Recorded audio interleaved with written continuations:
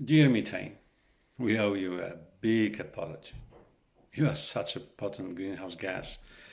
By some estimates, with 80 times the sun's heat trapping power of carbon dioxide. No, you are not as abundant as CO2. By volume, our much bigger challenge. But you present a growing threat with your global emissions soaring to a record high. Bad news for our efforts to limit global warming. And while the coronavirus pandemic led to a large temporary drop in carbon dioxide emissions, as much of transportation and industry ground to a halt, there are no signs that your emissions have dropped nearly as much. The bottom line, if we continue to release you as we have done in recent decades, we have no chance to combat global air pollution. What should be very helpful, we know exactly where you are coming from with your colorless and odorless temper.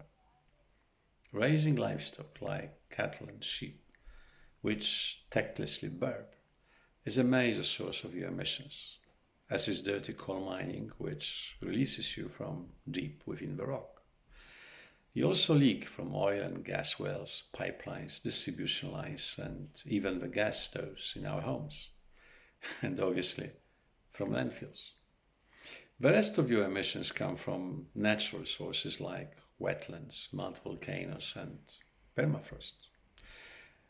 Knowing so much about your causes and your harmful nature, we should be fighting with you, at least as effortlessly as against carbon dioxide. But we don't.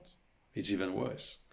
Right now, the Environmental Protection Agency in the US is adopting new rules that would significantly relax regulations for your emissions, including ending requirements that oil and gas producers have systems and procedures to detect your leaks in their systems.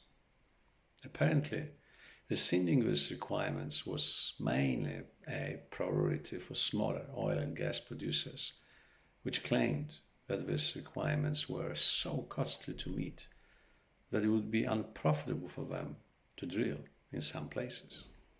So, why don't we treat you in the same way as carbon dioxide? Just because of money spent on unnecessary and duplicative regulatory? No, I don't think so. After all, the war on carbon dioxide consumes more and more of our financial resources every year. Or maybe because curbing your hugely negative impact would require not only the elimination of leaks from oil and gas infrastructure, but also and above all an overhaul of agriculture, especially cattle and rice farming, two prime sources of your emissions. The key message of today is that what we eat has to change. We all have to switch to a diet designed not only to protect our health, but also to save the planet. A very inconvenient truth for many. Yes, this is probably why we prefer to shout so loudly about the dangers of carbon dioxide emissions, because it doesn't require any drastic changes in our daily lifestyle. Yet, sorry, dear methane, but I promise your day will come.